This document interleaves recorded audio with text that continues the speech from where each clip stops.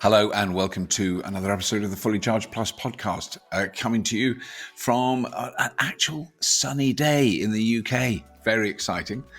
What that means is, and this is sort of trying to bury the commercial into a natural natter, but it is relevant that today's been a very sunny day.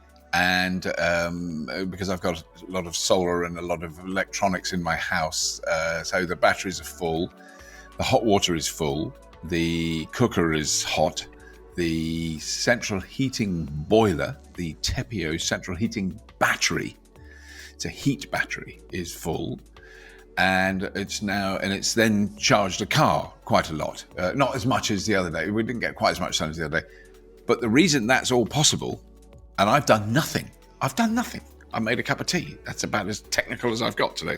That's all been controlled by My Energy equipment. And My Energy are the sponsors of this podcast. And I'm very, very happy and proud that they are. And I just want to say that I will, by the time you hear this, we may already have done it, but we are making an episode specifically about my house because I've stopped now. I'm not going to do anything else. I've had enough. I've done enough faffing about and I've been experimental enough, but now we have no gas at all in the house, only electricity. I'm sitting next to an infrared Herschel heating panel at the moment. It's very stylish on my wall and that's keeping me warm. And in the house we use the old wet heating system. I think that's how it's called. It's where hot water goes through pipes into radiators, but that is heated from a heat battery that charges at night if it's wintry and cold, or in the daytime from solar if it's sunny and bright, as it has been today. So that is a commercial. That is a commercial from our wonderful sponsors, My Energy, who make this podcast possible. And I just thought I'd dive straight in and get in there.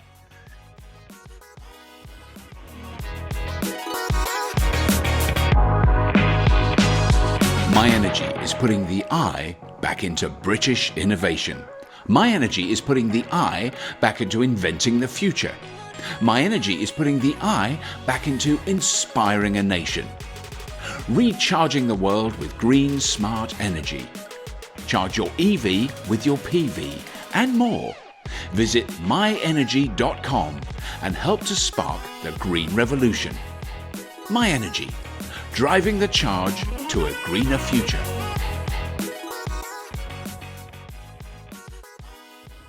Today's podcast is quite different because generally speaking, when we do the Fully Charged Plus podcast, it's going to be either about the energy system or transport system, or how that's developing and changing. And this one is kind of slightly, I was going to say left field, but I don't want it to sound like it's it's left wing because that'll upset some people. But it's a very different take on it. So I've recently started listening to and subscribing to, and I can very strongly recommend it, a podcast called The War on Cars. It's produced in New York, specifically in Brooklyn, by people who live in dense urban area, and are pretty. And I just think it's fascinating because basically the home of the car that we now know, as we now know, is America, which is something we talk about. That's really where mass adoption of cars took off first before it did anywhere else. So I spent just a lovely time talking to a wonderful man called Doug Gordan, who is one of the presenters on the War on Cars podcast. They've done some really interesting episodes. They've got some amazing people on to talk to, really interesting stuff. And it is that kind of challenge about how the world has developed around the car and how the auto industry have had an enormous impact on our lives, particularly in cities, and how the oil industry has had a massive impact on our lives. And they're kind of discussing ways that we could maybe live quite happily and well and healthily and safely with less of those big metal lumps around us, which is kind of ironic, seeing as this show is really all about big metal lumps that just are powered by a different system to the traditional one. And I think you'll find it really interesting. And it's very, very, it's great. I'm a big fan of their show. I don't agree with everything they've said. There's been moments where I've got a bit snippy and thought, I don't agree with that. But generally speaking, they have a really important message that I think we all need to listen to. Anyway, I won't go on anymore. Here is the lovely Doug Gordan from The War on Cars on the Fully Charged Plus podcast. I think this is going to be a very special episode and really fascinating because for the last... I'm pleased to be here. Yeah, no, it's great. I'm really glad you've agreed to do it. So just to give a quick background on both what we both do. So for the last 12 years, it is 12 years, I've been making a show about, which started out very much about electric cars and soon transformed into being about the energy system, being about public transport, being about bikes, a very broad range of topics, but essentially related to transport and energy. And then, so when you started 2018, is that right? We started in the fall of 2018, yes. Right. And it's such a so when I first came across it, I went, this is brilliant. I love it. And then one of your contributors, and I'm afraid I can't remember her name, was Sarah Goodyear. Sarah. She did a rant about cars, and I was totally with her, about SUVs. Yeah. And then she went off on one about, electric cars don't make any difference. They're just as bad. And I absolutely understand it. But that's what spurred me to get in touch. Because I go, they are, if they're big and stupid and huge and heavy, they are just as bad. Except for if there's one that's sitting outside your house turned on, it's not as bad as the one that's got the diesel engine or the petrol engine. I will still argue that. But let's leave that for the moment. I will say that you can't really see from where I'm sitting. But right outside my window is a typical Brooklyn, New York street. Right. And we have a fire hydrant right outside my building. And it is frequently a place where drivers pull over and just idle their cars while they're waiting for someone or dropping something off. And very often they're big polluting trucks that do it. And I would give anything for all of the trucks and cars that come there to be electric so that problem is solved. Yes. So now because I think for listeners outside the USA, leaving your car in front of a fire hydrant is very bad. It's legal in New York if you're in the car. If you're just pulling over for a second to drop something off. But if you get out and walk away, they can ticket you. Yeah. Yeah. Which makes a lot of sense, I think. It's a thing we don't have fire hydrant. I just when I first went to New York and I saw an actual fire hydrant, I think I stood and looked at it for 10 minutes going, oh my God, that's a fire hydrant. I'd never seen one. I was very, very excited to see it. But then, the critical thing is, which I think is fascinating, is that in a sense, America is the home of the car. That's really where car ownership absolutely started. I think by the time Henry Ford was churning out Model Ts, my grandfather was a young man in this country. He would have seen maybe 2 or 3 cars that very rich people had, Rolls Royces or things like that, but they wouldn't. It wasn't common. Whereas already by like World War I, around that time, 1920, there were thousands of cars on the road in the United States. I mean, I think one of the big challenges that we face in the United States is that the car industry is so dominant and has been for far more than a century. So that's sort of what we're up against in trying to make cities better. Cars have a uniquely prominent place here compared to certainly the UK and definitely, mainland continent Europe. Yes. Yeah. I mean, I think that's because when I was I've been fascinated to listen to you. I mean, particularly the one, there was an episode. Oh, now I had it in my brain just now and I just looked it up. Regarding the TV commercials on at the Super Bowl. On the Super Bowl, all the car commercials there, it was such a funny episode. I mean, I want our listeners to, if you don't know about the War on Cars, it's really worth subscribing because that was a great, the breakdown of the absurdity of car adverts and the kind of. Yeah, and it's probably similar where you are. Is that advertising for cars is they're showing cars in ways that are. You're almost never going to use them. Climbing up the side of a mountain or driving at top speed through the middle of a dense city where magically there are no pedestrians. There's no other cars. Not a single bus in sight. And so we have a lot of fun with that one every year. Yeah. No, they are so crazy. They do drive me crazy. All the cliches they use, and they still do it because you think one car company or one advertising agency would take the risk and go, look, let's show this new car, which is really cool, Let's show it in a massive traffic jam, because that's where it's going to spend most of its life. Right. Yes, in really busy this traffic. car will make you very comfortable as you're sitting, going 3 miles an hour. Yeah. You'll have air conditioning. You'll be able to listen to your own music. Yeah, exactly. Yeah. But I mean, so because I haven't been in New York for quite some time, so I'll just quickly tell you, I spent quite a lot of my early years in Paris, which was a lethal cycling city. It was terrifying. Yes. And I was a really keen urban cyclist. So I had my bike there. And eventually I gave up. It was too frightening. I was going to die, And then, and London was not a friendly cycling city at the time. But then when I went to New York the first time, which was mid-'80s, I met a guy. I borrowed the people I was staying with in Manhattan. I borrowed a bicycle from them and cycled around New York, because it was a great way of seeing a city. It's always a good way of finding your way around a city. And I felt relatively safe to start with. And then I met a cyclist courier who was just a crazy guy. And it was one of the best adventures I'd ever had, because I could just about keep up with him. He was incredibly fit. But he cycled against on a one-way street the other way. He would go against the traffic, because he said, I won't use the full language, but I can see the bleep, bleep, bleep coming. You could see the cars go. And then I started to get really frightened. I gave up, because taxis, yellow cabs, seemed to want to kill me. They deliberately swerved into me. But I don't know whether the 80s are really sort of the prime years of that messenger culture. I don't know if you or your listeners remember. Oh no, it's happened in London too. Exactly. But like the movie Quicksilver, right, with Kevin Bacon, he's supposed to be a New York City based messenger and takes his life into his hands every time he goes out the door. That culture has changed. It's still not great, but that culture has changed tremendously. Right. And I mean, are there now, like, for instance, because I don't know the city well, I know bits of Brooklyn, because I've got mates who live there, and Manhattan, some bits of Manhattan.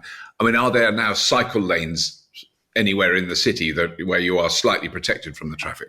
It's really uneven and inequitable. So Manhattan is pretty well covered at this point. First Avenue, Second Avenue, parts of Broadway, 8th Avenue, 9th Avenue. There are a lot of crosstown bike lanes on the Manhattan Street grid. Where I live in Brooklyn, we have a number of protected bike lanes and traffic calm streets. It's still not great. As you go further out into the boroughs, the Bronx is still not as covered as it should be. Many parts of Queens, even many, Brooklyn, if it were its own city, would be the 4th or 5th largest city in America. So is that right? That's extraordinary. So a lot of the bike lanes that you have are in the closer in areas to Manhattan, near sort of where the bridges that bring you into Manhattan are. So there's still a lot of work to be done. We're still a very car dependent city, despite having, for the most part, excellent public transportation by U.S. standards. Not fantastic by European standards, but it's growing, not growing at the pace that I might like, but it's getting better. Sure.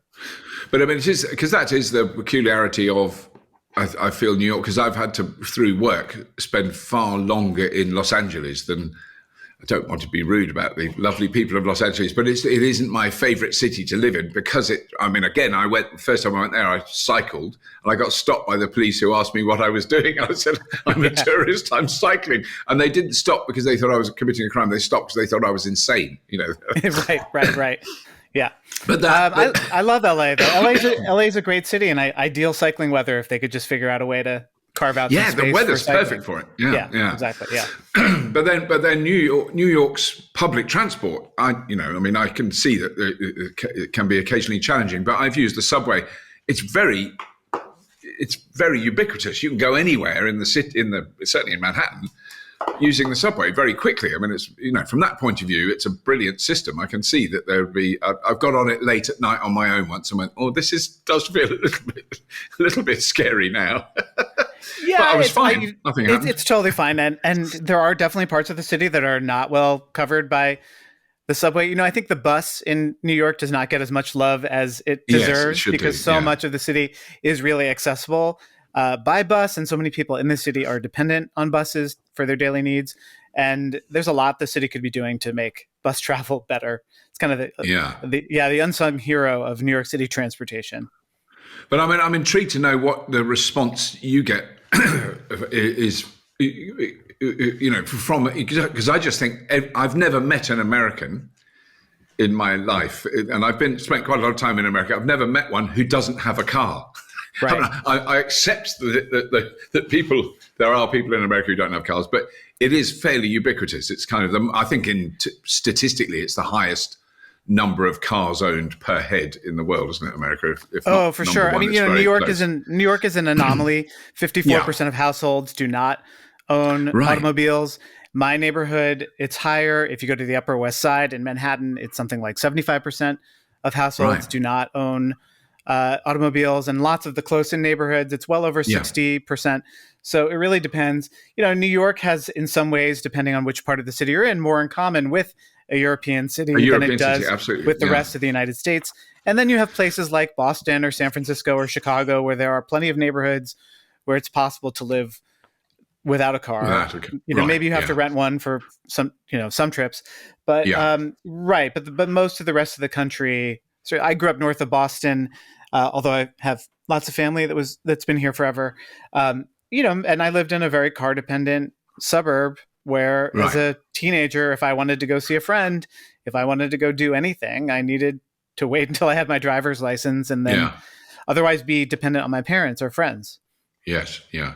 No, that's because it is. Because when I remember I was on a long car journey listening to ironically listening to.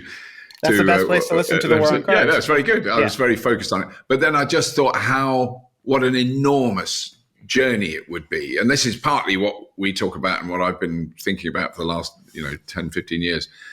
The transition away from fossil fuels, colossal, massive global task. How the hell are we ever going to do it? Yeah. And I do believe now, because I've spoken to enough people in the energy industry and in the car manufacturing industry, to believe it is possible. And that doesn't mean it's going to be quick or easy or achievable, but it is possible to do.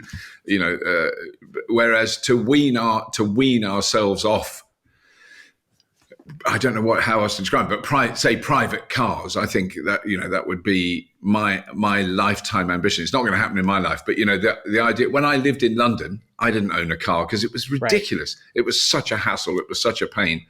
Why would you bother? And now I live in a rural area, so we do use cars because the nearest shop is 7.5, 8 miles away. So kind of, and I have cycled there. I did do it last year with a big rucksack on my back.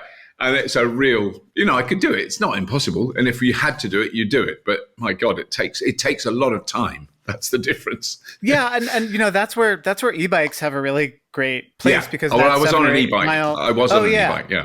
But the thing is, in the U.S., and I think I've seen similar statistics for the U.K. The majority, I think about half of all car trips are 3 miles or less. And for most able-bodied people, that is achievable on a bike. But the only thing that's holding them back is the streets aren't safe, or there isn't a place to store their bike on either end of their trip. So, moving all car trips to bikes, that's not going to happen anytime in our lifetimes.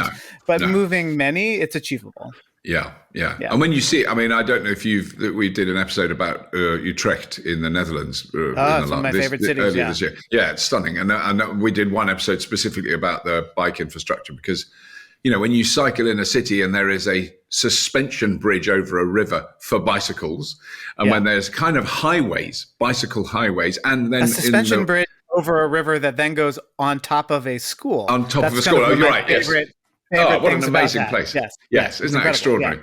But then the multi-story bike park, I think they can park either side of the train station. It's around 70,000 bikes can be parked there. And every time we went there, it was full, thousands of people cycling. It's such a different environment.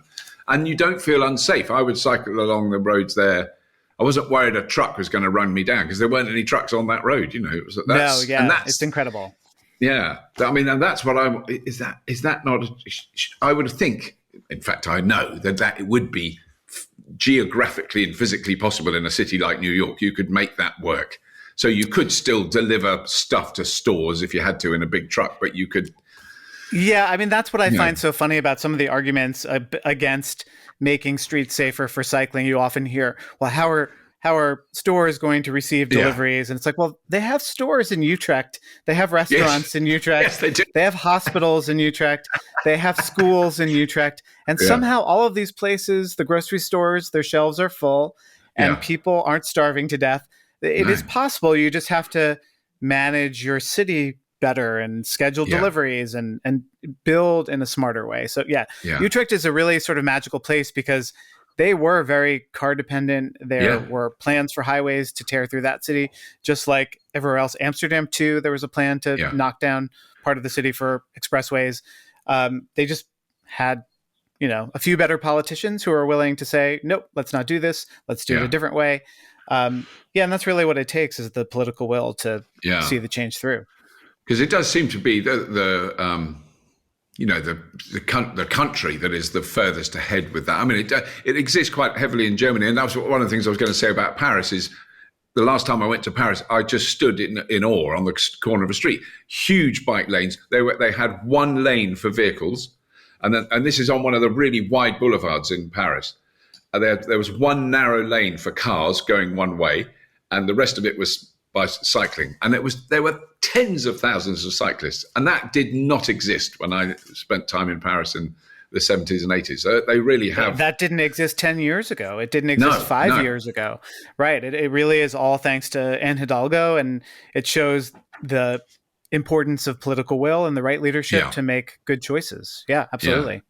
Because I don't know if you've been to London, Rick, we now have a bike lane along the river, along the Thames in London, along the embankment. And it makes such a difference, because I used to cycle along there before that was there, and you'd hear a truck come out behind you. You just pray that he had seen you and he wasn't going to crush you. You have no chance against it. And that is really transformed.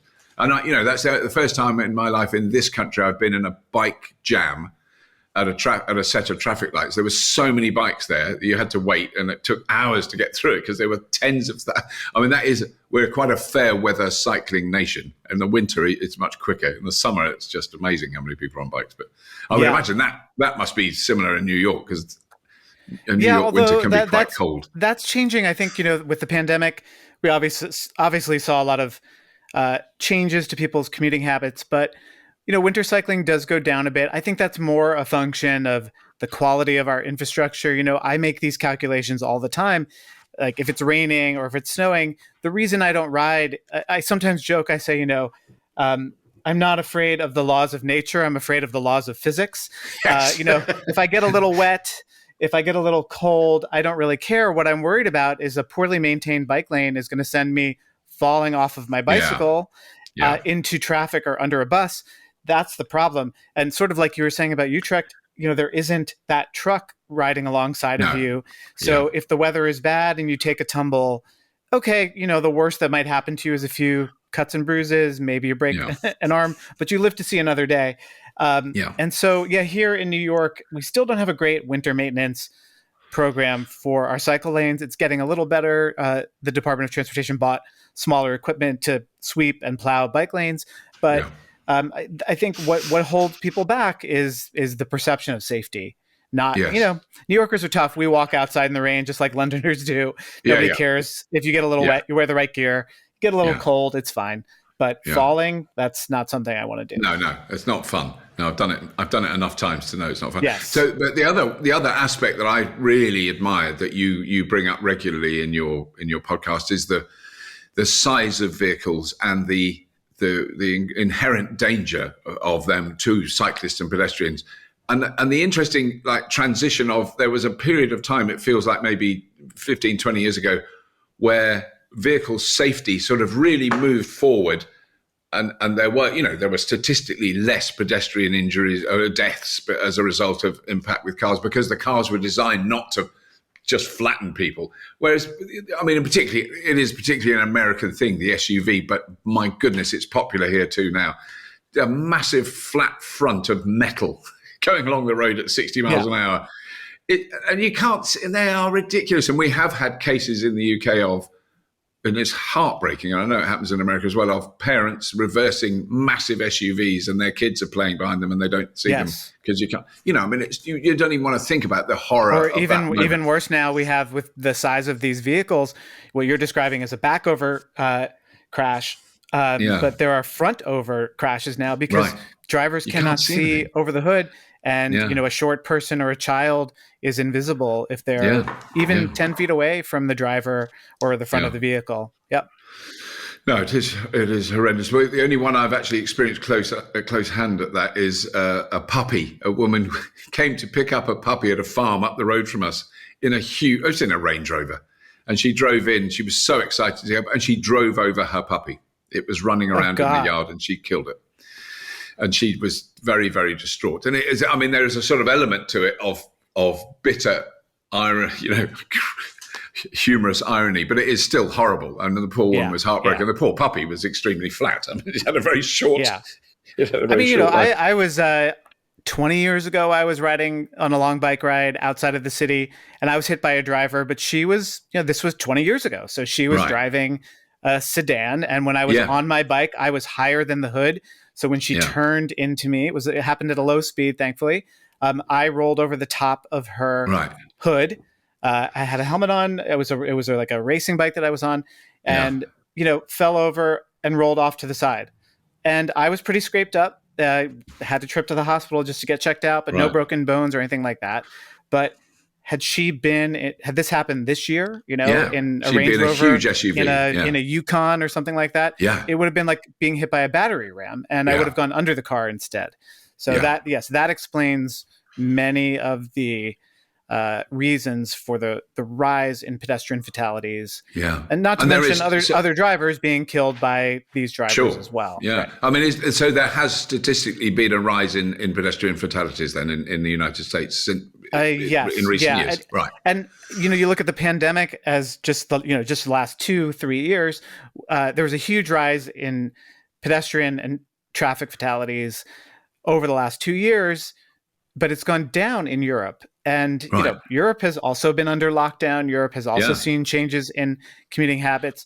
Europe also has lots of people on their phones distracted as they're driving. But you haven't seen a similar rise in traffic fatalities. And I think what's the difference? It's generally the size of the vehicle. The size of the vehicle, and probably the speed that many drivers can now go because there are fewer drivers on the road. So it's a 1-2 punch. It's a bad combination. Oh, so I mean, would you think then, in comparison with 20 years ago, general traffic levels within the greater New York area have reduced? You think there are less cars using the roads rather than more? I don't know if I could compare it to 20 years ago, but certainly compared to just the last 4 or 5 years, it's much worse. The congestion is much worse than it's ever been. Worse. Okay. Yes. And the pandemic hasn't helped because a lot of people have abandoned transit. Public transport, of course. For various reasons, perception of safety, whether that's from the virus or, stories about crime. But also commuting habits have changed. So I think there's a recent stat from the Metropolitan Transportation Authority, the MTA, which runs bridges and the subways and everything, that bridge crossings into Manhattan are at something like 95% of where they were pre-pandemic. But subway ridership is only at about 50 to 60% of where it was. Wow. So our traffic is back up to where it was pre-pandemic, if not worse, but transit ridership remains, stagnating. I think it's probably a similar experience in London, I would think, to that. But is there a sort of general move? Is there any movement? Is there any public criticism or the voiced about the people who drive huge cars? I mean, is there any resistance to the kind of growing onslaught of? Because I've raged about massive SUVs, and I'm generally talking about electric ones because I'm going, well, it's too. I like this car; it's really well made, but it's just too big. Why is it going to be so big and heavy? That's been my kind of rant for many years about that. But I mean, are there any, other than the war on cars, is there any other criticism of the notion, just generally the notion of having a massive, great big 3-4 ton car? I think the idea that these vehicles are grotesque and absurd in their size and weight is getting out there. It's still, I think, a niche complaint. It's not something that probably outside of big cities or small cities that people are talking about or thinking about that much. I think with the recent rise in gas prices, and I know per gallon, our gasoline is not priced anywhere near like typical European prices. Yes. But it has caused a conversation that, we've been through this before. We just did an episode called Pain at the Pump. And all this happened in 2011 in the US. It happened in 2008. It happened with the outbreak of the Iraq War in 2003. It happened in the 70s. And Americans never seemed to learn the lesson that gas prices aren't stable. And buying a giant Chevy Yukon or Cadillac Escalade when gas is $2.35 a gallon, that's not necessarily a truth that's going to hold and be constant. It's a very volatile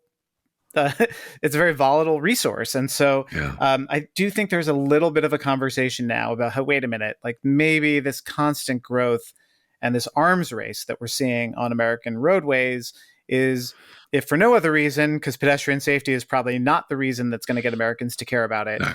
If it's hurting people's wallets, maybe people will think twice about buying these giant cars. We'll see. Yes, I think it's going to be a long, slow battle, isn't it? Because they are so popular. I mean, the one that I followed it's hard recently, to get a sedan now. The auto industry is not making. They don't make them. It's not easy to get a mid-sized car. No. And I mean, the one that I've noticed recently, and it's an intriguing story, is the Ford F-150, the electric F-150. Because I have driven an F-150 in Los Angeles, the petrol one, and that's just it's like being it's like driving a ship. That's what it felt like to me.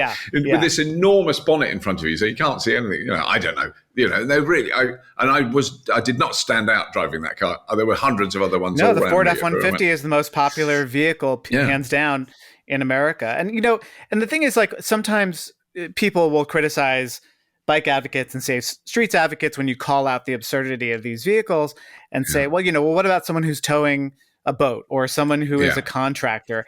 And the truth of the matter is, I think something like 75% of people who own an SUV or a pickup never use it for its towing capacity. And then of the remaining quarter who do, they use it like less than once, And also what I always say is, has something changed about the size of toilets or 2x4s in the last 20 years? Because you and I are both old enough to remember there were plumbers back when we were kids. There were plumbers when we were young adults. They just weren't driving these giant trucks. They somehow toilets got fixed. Somehow houses got built. Somehow a contractor could come to remodel your kitchen without a child-killing SUV that's the size of a small cruise ship, right? So, there's just, I think people are in the U.S. This probably has a lot to do with the, rugged individualism that we're sold, and sort of every man and woman and child for themselves attitude that we often have in capitalist societies. But these except for a tiny fraction of people, these automobiles are wholly unnecessary. Yeah, gosh, yes, absolutely. Well, I mean, I think it's interesting that even not often I blow up the trumpet of my country, but the tradesmen here, all the tradespeople who would come and fix your house or build your house, they all use a van.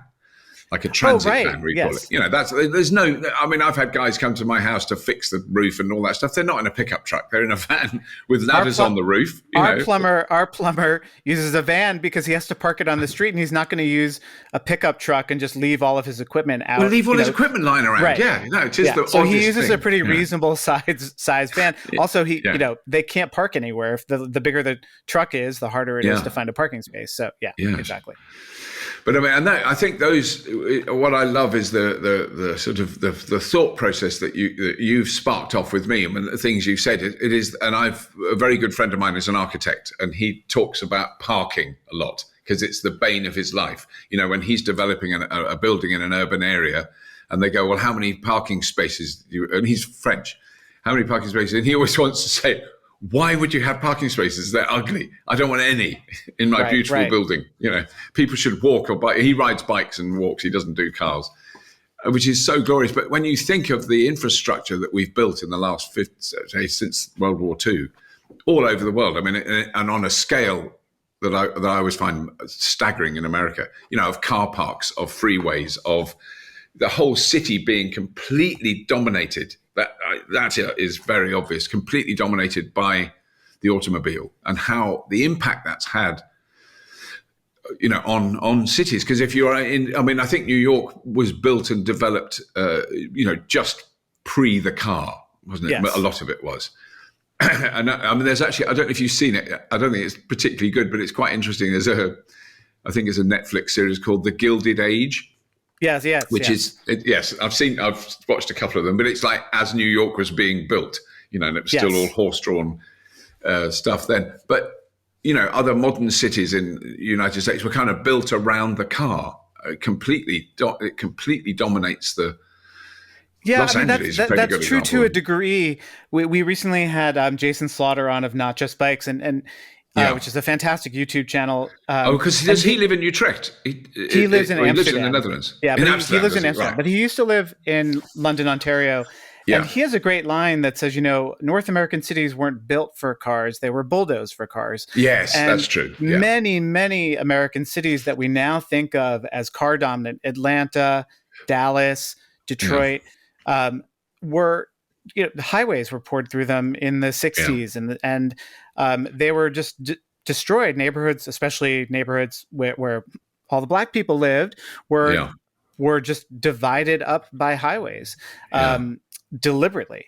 And so, yes, there are definitely lots of suburban sprawl developments surrounding places like Atlanta that were built in the 80s, 90s, and continue to be sprawling out today. But a lot of the cities that we see as just completely ruined by cars were ruined by cars. They were built at a time when they had great public transportation. Atlanta is a really good example. It's the terminus of many train lines. And today it's just straight down the middle. 85 just divides it right in half. Right.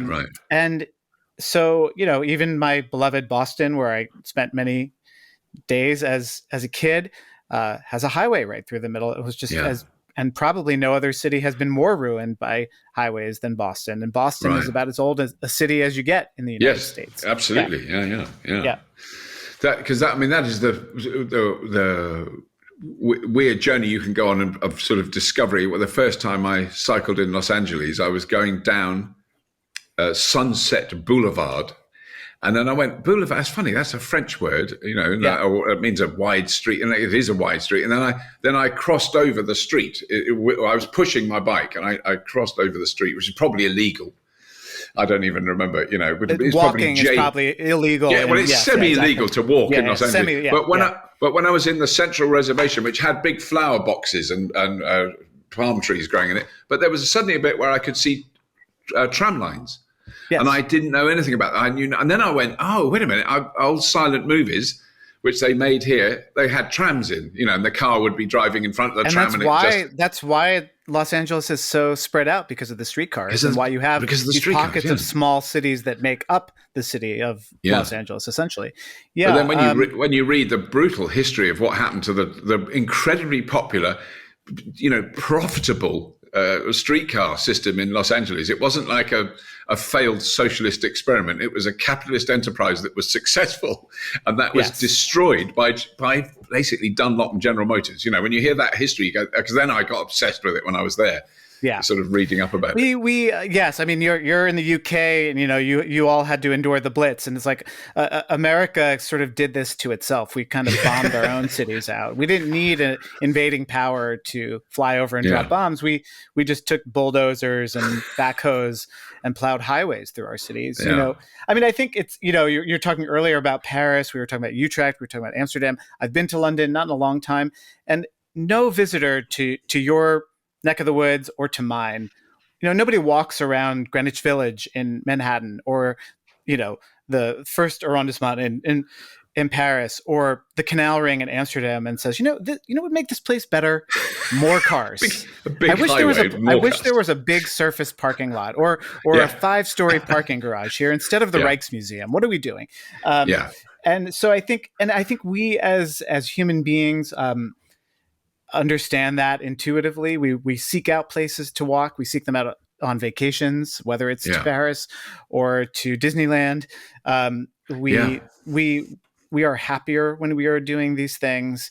Nobody really becomes happier in a car. They might become happier on this type of driving that they don't do all the time, but nobody who is a regular car commuter is probably very happy. No. And it is also that thing where, you won't watch a beautifully filmed documentary series about, a fascinating cuisine in another country. And you just go along the highway and stop at the highway rest stop. It's always in the beautiful Tuscan village where there are no cars because the streets are so narrow, or the wonderful French town. Although to be fair, I love a good New Jersey diner. I got to say, I do too. That's the problem. Right. Yes, no, yes. I quite like it. I am a bit of a sucker for a road. Well, because for me, it's exotic. Going to a roadside diner is like, oh my God, this is like American graffiti. Yeah, exactly. Yeah, that's that side of it. And also, I mean, I have done quite long road trips in the United States, and it is glorious. It is so much easier than doing them in Europe. And I have driven quite long ways in Europe, and that's another thing I do remember you mentioning. But one of the things I've noticed is that I will now choose to drive. Like, for instance, we went to Italy last year and France and Spain, and we drove. Well, I don't think I'd have done that 10 years ago in a petrol car because it was but we do it in an electric car now. It's very easy. It's much cheaper, but we don't either catch the train or fly. We actually drive. And then, so we are using our car more. We're doing more miles than we probably would have done previously. Well, it's funny is that we talked about this on the podcast recently about the idea of Jevons paradox, which is that as energy becomes cheaper, right? This is a 19th century physicist, I believe, who basically was talking about coal and basically saying that as the price of coal went down, people were using more of it. And whatever efficiency gains you get are offset usually by people using more of that same power. So that definitely is the concern probably with electric vehicles, is that if the price of electricity remains very low, the cost to using your car also goes down and you might be more inclined to use it, which is fine for you, the individual, but is probably not so good for me, the cyclist, the pedestrian, the person just wanting to enjoy his city without having to dodge these 9,000-pound Hummers that are coming. So that is the quandary that we seem to be facing with electric vehicles. And for your listeners, I should just clarify, like, we at the War on Cars kind of say, to the extent that there are cars, they should be electric, right? But where possible, we should reduce the dependence on cars. Right. Exactly. Yeah. No, I agree. And I mean, it's a thing that I remember saying. I used to do a series of public talks, a long time ago, when the resistance to electric cars was fanatical, as in they're just ridiculous. They're not real. And they're not, a lot of sort of negative stuff about it. But I always said, if we just replace, so in this country, there are around 32 million privately owned vehicles on the roads. And if we just replace those with electric ones, we've completely missed the chance that we have at the moment with the technology that is changing, because it's just daft. I mean, it just makes no sense. And I mean, those things which you've mentioned, certainly something we go on about all the time, is that statistically 90% of the time, 90+% of the time, you own a car, if you privately own a car, you don't use it. It's just sitting there doing nothing. And it's such a waste of, if an airline had airplanes that they only used for 10% of the time, they'd go bankrupt in a week. It's ridiculous. It's a ridiculous model. It's an unsustainable model. I guess that's the key thing. Yeah, and it has real repercussions for all the people, for other drivers, for example, and for pedestrians and for cyclists. And I think, that idea that if we swapped everything over to electric, if you could snap your fingers and suddenly every car on the road became electric, never mind that it will actually take, many decades for that to happen. I think it kind of speaks to the bill of goods that we've been sold by the auto industry, that the only problem that exists with cars is what comes out of the tailpipe. But, we've been talking about pedestrian safety. That's a big problem. There are studies showing that a lot of the pollution in our waterways comes from tire residue, and that doesn't go away with electric cars. If anything, it gets worse because they're heavier, or at least the way that we're building them now, they're heavier. And, not to mention just the general unpleasantness of being around lots of people honking and stuck in traffic. I mean, they'll be quieter and they won't be belching pollution into your face, but they still take up, we also had someone on the podcast, Cory Doctorow, a science fiction writer, futurist. Yes, I and know he Cory, said, that cars, that geometry hates cars, right? That you can only fit so many cars into a city, and whether they're electric, whether they're powered by unicorn breath, they still just take up a lot of space. Because there is I think it was a TV commercial in Japan for cars.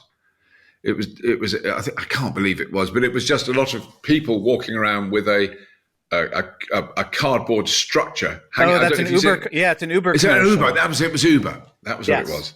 And I think that commercial was shot.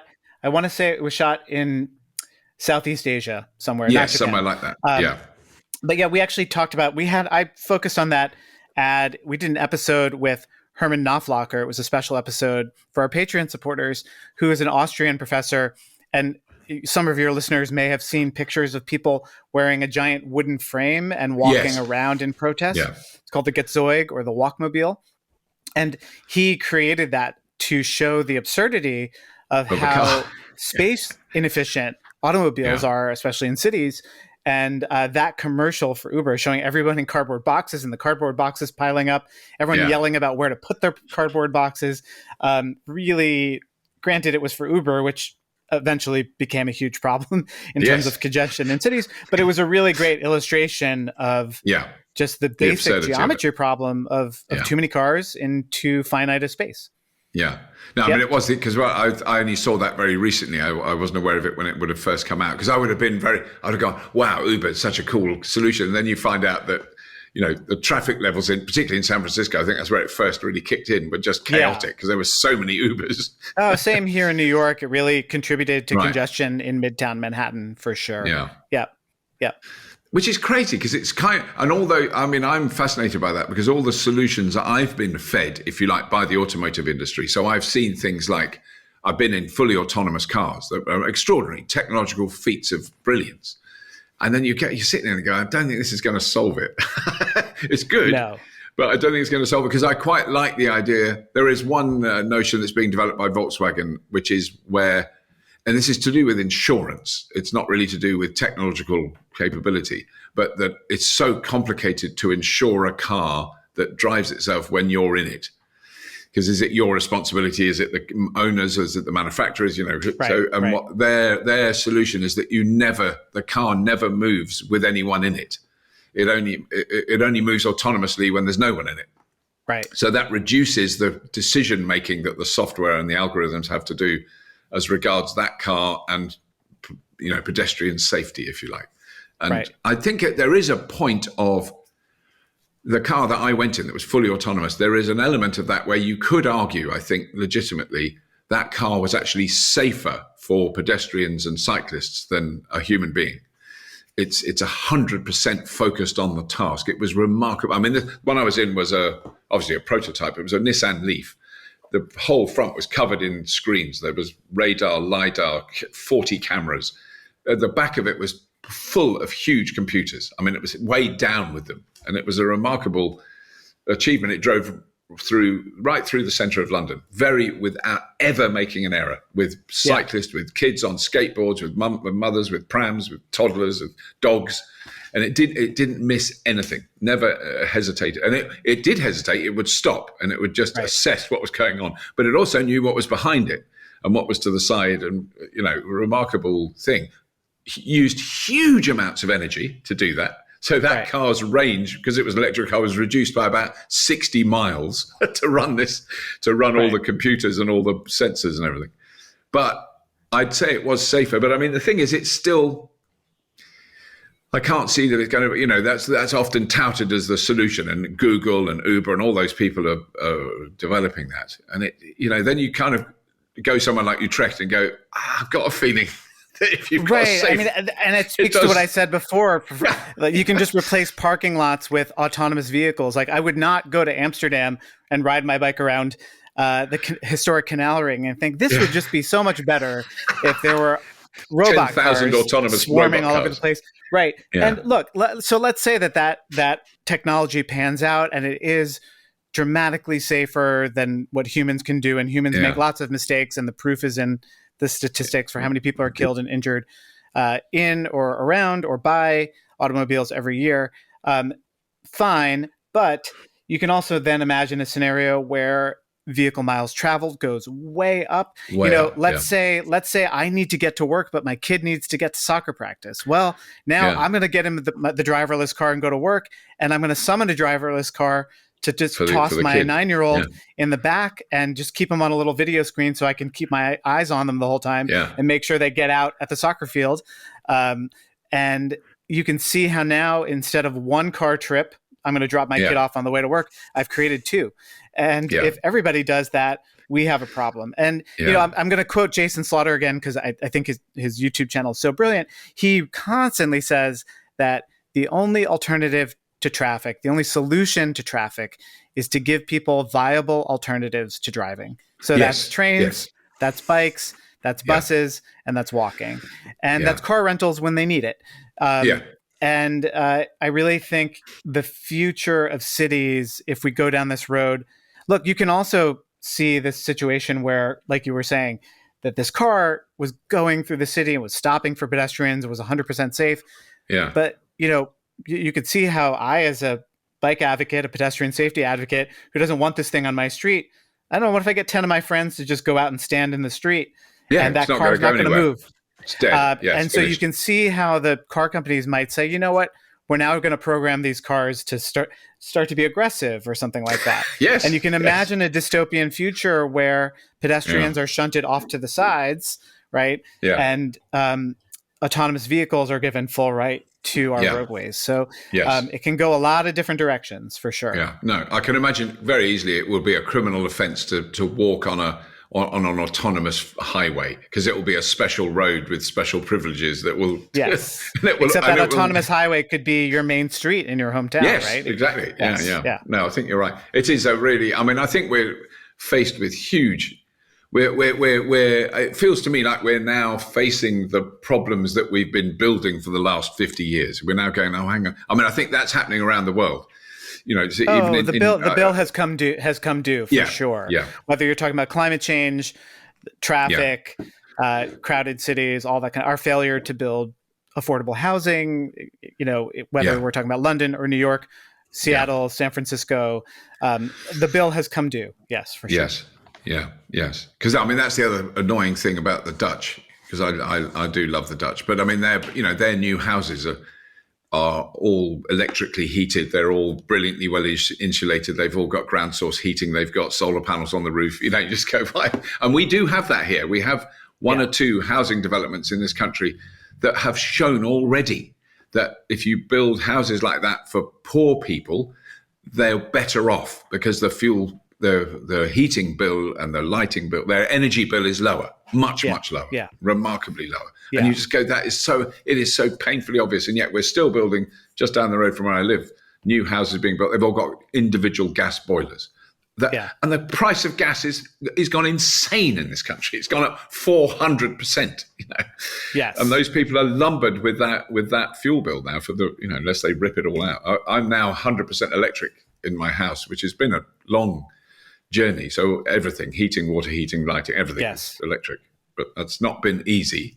And I live in a house where that sort of adaptation is easy, because if you're in an apartment in Brooklyn, it's very difficult to do that. No, my building has 21 units, and to get everyone to switch over would be very expensive and a lot of red tape, and they don't make it easy. For sure.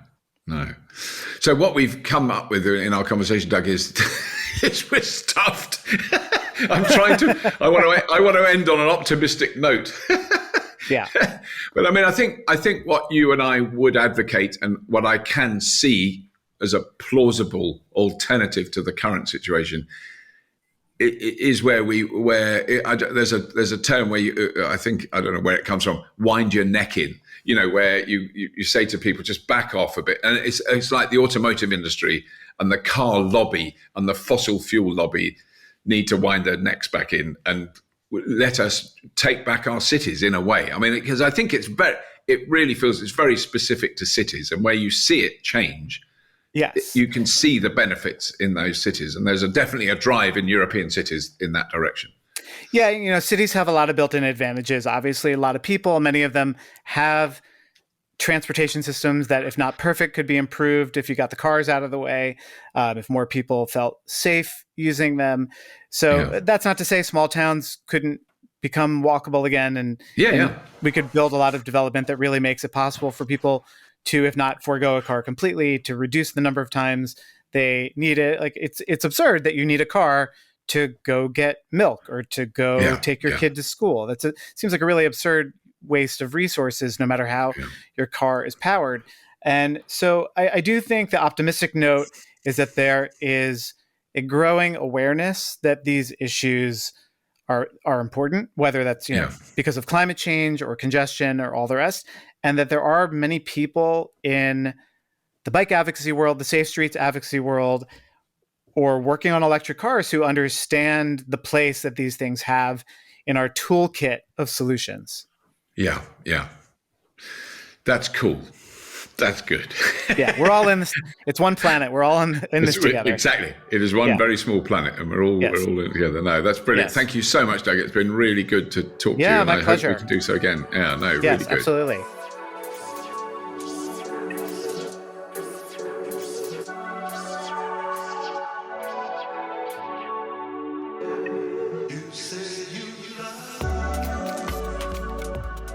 Well, I really hope you enjoyed that.